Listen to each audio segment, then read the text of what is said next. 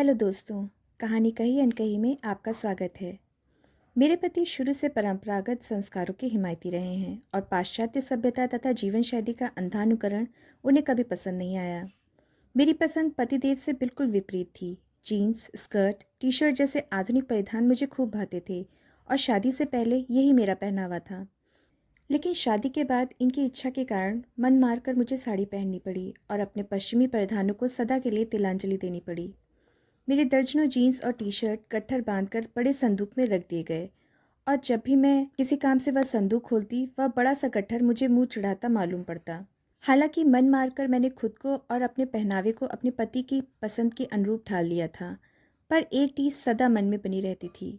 मैंने मन ही मन सोच लिया था कि मैं अपनी बेटियों को कभी भी आधुनिक परिधान पहनने से नहीं रोकूंगी, और मैंने ऐसा किया भी।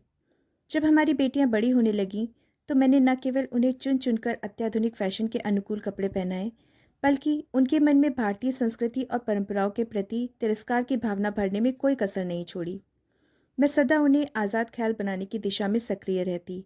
बेटियों के अपरिपक्व मन मस्तिष्क पर उनका गहरा असर पड़ा और वे वेशभूषा में ही नहीं वरन विचारों और व्यवहार में भी पूरी तरह पश्चिमी सभ्यता के रंग में रंग गई।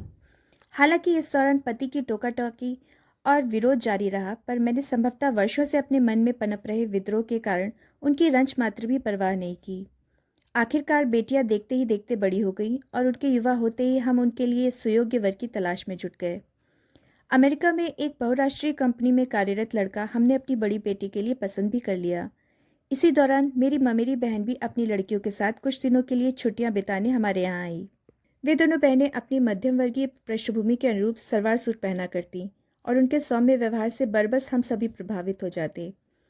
अंततः एक दिन मेरी बड़ी बेटी को देखने लड़का और उसके माता पिता हमारे यहाँ आए। मैं मन ही मन मुदित थी कि विदेश में रहने वाले लड़के और उसके धनाढ्य माता पिता को हमारी अत्याधुनिक बेटी फौरन ही पसंद आ जाएगी। हमने उनकी खूब खातिरदारी की। इनकी इस हिदायत के बावजूद कि बिटिया को साड़ी पहनाकर सबके सामने भेजना, मैंने अत्याधुनिक वेशभूषा में ही उसे लड़के वालों के सामने भेजा। बिटिया ने भी बड़े सहज भाव से हेलो हाय करते हुए उन लोगों से बात की। मैं लड़के और उसके माता पिता की पृष्ठभूमि को देखते हुए बिटिया को पसंद किए जाने के प्रति पूरी तरह आश्वस्त थी और अपनी बेटी को देखकर काफ़ी गर्वान्वित भी हो रही थी। हालांकि बीच बीच में लड़के की मम्मी के माथे पर पड़ने वाले बल मुझे असहज बना देते थे। मेरी ममेरी बहन की लड़कियां चाय नाश्ता परोसने में मेरी मदद कर रही थीं। वार्तालाप के दौरान एक बार मेरे बगल में बैठी लड़के की मम्मी ने मुझसे ममेरी बहन की लड़कियों का परिचय भी पूछा। सहज भाव से उन्हें बताकर मैं आगे वार्तालाप में शामिल हो गई। आखिरकार फैसले की घड़ी आ ही गई।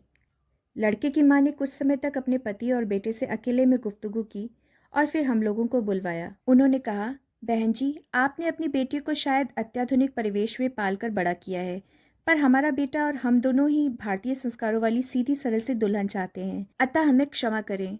लड़के की माँ के ये शब्द पिघले हुए शीशे की तरह मेरे कानों में पड़े। इससे भी बड़ा वज्रपात तब हुआ जब उन्होंने घोषणा की कि यदि मेरी ममेरी बहन सहमत हो तो वे उनकी बड़ी बेटी को अपनी बहू बनाना चाहेंगी।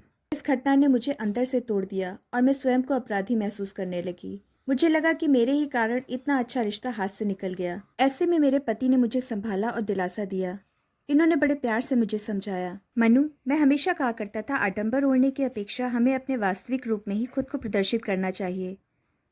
अब न केवल परिधान के संबंध में मेरी मानसिकता में बदलाव आ गया, वरन पाश्चात्य आचार विचारों और रहन सहन को श्रेष्ठ मानने की अपनी गलतफहमी से भी मैं उबर गई। तो दोस्तों, आपको कहानी कैसी लगी कमेंट करके ज़रूर बताइएगा। वीडियो को पूरा देखने के लिए बहुत बहुत धन्यवाद। कहानी पसंद आई हो तो वीडियो को लाइक शेयर करें और चैनल को सब्सक्राइब करें।